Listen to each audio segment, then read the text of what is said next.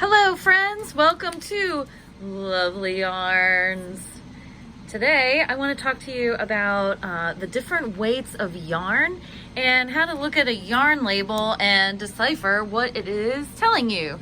So here on the table I have many different weights of yarn, starting from a very fine, light, almost cobweb lace, all the way to a super bulky, which is this here. Thumb for size. So yarn weights go from cobweb lace, and this Shio from Ito is very similar. You can see how fine the strands are. So you would use a really small needle for this. Also, this real thin yarn is great for holding together with a thicker yarn to either add more interest by giving it an extra pop of color, or you can use it for beading, you can use it for weaving, crochet, knitting, you can use it to thread ply your fiber for spinning as well. On this label you will see it has Ito, which is the name of the yarn company, and then on the back it has Shio, which is the name of the fiber base. You can also see that it is 100% wool. And this cone has 40 grams, which is the equivalent to 480 meters or 525 yards. Has the color number and name, Capri Blue, and it has the dye lot number and the website of the yarn company. We sell this stuff, this has a sticker on here because we sell it by the gram as well as by the full quantity, so you can mix and match if you wanted to do a project that had lots of yarns, different row, every color, but you didn't want to spend, hundreds and hundreds of dollars on many cones or skeins of yarn.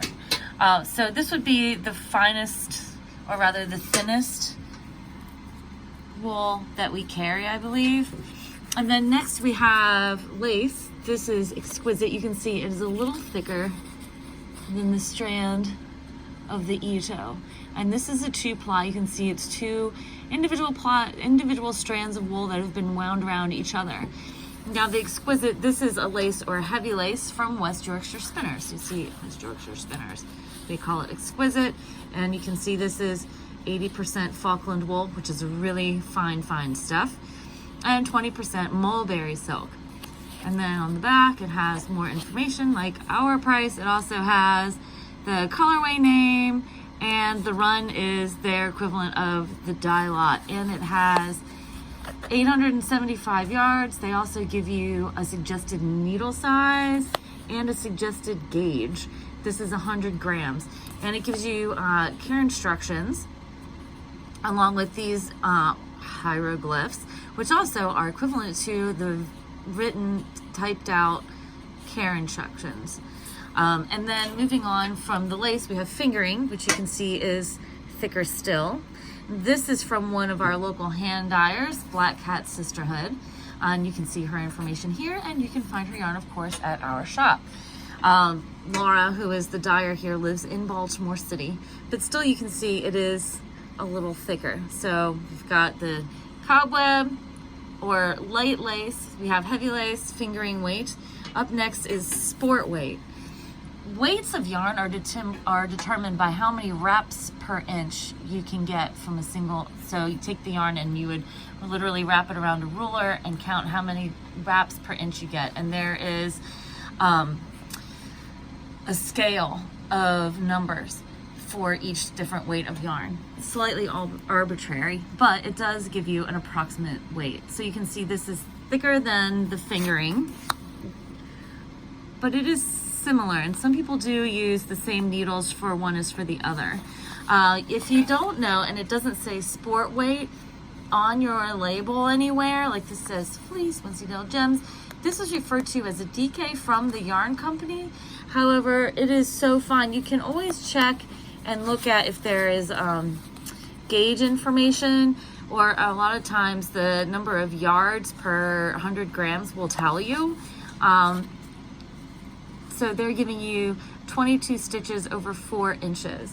So 22 stitches over 4 inches means that you would get 5.5 stitches per inch on a 4mm size 6 needle. And yes, Usually the needle sizes for DK, they suggest anywhere from a size 4 to a size 6, depending on the thickness of your yarn and the drapiness of the fabric that you want to produce for your desired finished product. But you can see we have it next to a DK, which is a commercial yarn from brown sheep, which are in Mitchell, Nebraska. See that this yarn, the DK, is even slightly thicker than the Wensleydale gems, which really does feel like a sport. If we put the two strands next to each other, it's a small difference, but you can see the difference is still there. The prairie spun, which is the lighter blue, is slightly puffier than the Wensleydale gems. Wensleydale comes from a Wensleydale sheep. Wool and yarn fibers come from not just sheep, but there are many different breeds of sheep, but also people get fibers from alpaca, vicuña, from Angora bunnies, from cashmere and mohair goat, or cashmere and Angora goats, sorry. The Angora goats give you mohair yarn. Angora bunnies give you Angora yarn. Wensleydale sheep, they have long curly locks, and because it has a long staple length, when you work with Wensleydale wool, it doesn't pill as much as a merino or blue-faced Leicester, which has a shorter staple length. So on to the DK. So we have the DK here, which is slightly thicker. And then you can see even on their label, it tells you it comes from Mitchell, Nebraska. They're a family-run company. Now this one, because it's a commercial yarn, has this ball with a number 3 on it. Many commercial yarns have this numbering system. The number 3 is for DK yarns, and the numbers go from 1 to 6 and up. The smaller the number, the smaller the yarn. So that's something to keep in mind. Also, they do have care instructions here at the bottom. And this yarn is 100% wool, and they even tell you how many plies. A 3-ply yarn is going to be springy and balanced and give you really good stitch definition. They give you an approximate gauge and a suggested needle size, and they also say that it has approximately 256 yards. Now, the yardage per fiber is going to vary because some fibers and some wools are heavier than others. Silk tends to be heavy, and so you'll get fewer yards per skein than you would of some wools, which won't weigh quite as much. Then, of course, from DK, we go to worsted weight, and this is 100% Peruvian Highland wool. This yarn is from Universal Yarns. And it says handily that it is deluxe worsted right on the label. This stuff comes in a million colors, great for sweaters. It's a really good workhorse yarn. And again, you can see we're getting slightly thicker. Now they make yarns that you can get like as big as your arm. And now even slightly thicker than the worsted is Aran weight. Aran gets used interchangeably with worsted a lot in patterns. It is slightly thicker. Typically for a worsted weight wool, you want to use a needle anywhere from a size 7 to a size 9. Aran weight, you're going to use a little thicker, probably from an 8 to a 10, depending on your personal gauge and the feel of the fabric that you prefer. A lot of knitting gauges and needle sizes that you want to use have a lot to do with your personal preference. Once you get some experience under your belt, you can fiddle around and with patterns and even begin to design your own things, because so many knitting patterns are written with a formula or based off of measurements of garments you already own that fit well, or off of a body measurement. So this Aran wool, this is 100% Shetland Island wool, which I can't even begin to tell you how lovely this is. Has a really nice sheen to it. If I think you can see it's not quite as fuzzy as the Peruvian Highland, and I believe Peruvian Highland wool is a Merino Corriedale cross, but I don't know the percentage of each wool, but it has become its own breed of sheep and is really durable, very warm. Now Shetland is so lovely and lustrous, and it's one of the only sheep that will spontaneously drop their wool. Most people still shear them anyway, and it is really good for the sheep to be shorn because they have bred been bred into domesticity for so long, almost all breeds of sheep need to be shorn, and it's healthy for them. It's like getting a haircut for you. And also it gives us this wonderful renewable resource. So the West Yorkshire Spinners, they have such great breed-specific yarns, which I think is wonderful. It's so great to work with the yarn, know what kind of sheep it's come from, rather than just having it say wool on it, because there are so many different kinds of sheep, and the different wools have a different character, and you might want to make a different type of garment from each. Now, Shetland is really great for use for color work because it likes to stick to itself. So if you need to do steeking, that is cutting your garment, like to make a Fair Isle cardigan, this is the perfect yarn for that. And then you can see here the Aran weight has fewer yards than the worsted. Worsteds usually have around 200 yards per skein, and you can see here this has 220 yards per 100 grams. And the Shetland has 182 yards per 100 gram hank. So, and it does say Aran on it, which is really helpful. And again, with the care instructions and a suggested gauge. Also from West Yorkshire Spinners, we have, they're so great, again, more of this breed-specific stuff. This is blue-faced Kerry Hill sheep. They're very cute. They're white with little black noses and black eyes and black knees, and they have really fluffy, lightweight wool. This is a chunky or a bulky weight. Those words chunky and bulky get used interchangeably a lot when discussing or describing the weights of your yarn. And this one says chunky roving.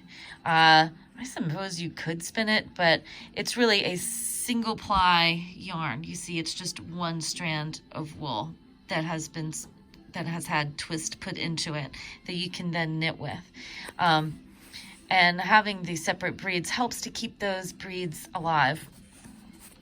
Now, the West Yorkshire Spinners also tells you where it's come from with the website, and they have their color number is this one in the middle.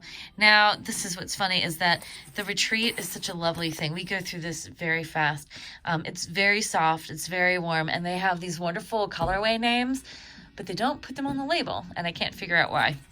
But at any rate, looking here, they do give you can see it has fewer yards per skein. So we've gone from 182 now to 153 yards per 100 gram ball, which 153 yards for a chunky wool, that is a lot of yardage. If you get over 100 yards for a chunkier or bulky wool, I'd say you're sitting pretty good. And that's a pretty good deal. And it even says chunky roving. I guess the roving for them is that it's a single ply. It's not more than one strand that's been twisted around each other to give it more balance. Another single ply, here we have some ridiculous yarn. Her bulky here, this technically is a thicker weight yarn than the Kerry Hill. If you hold the two strands next to each other, I don't know, it's pretty infinitesimal difference. But this is 100% superwash merino.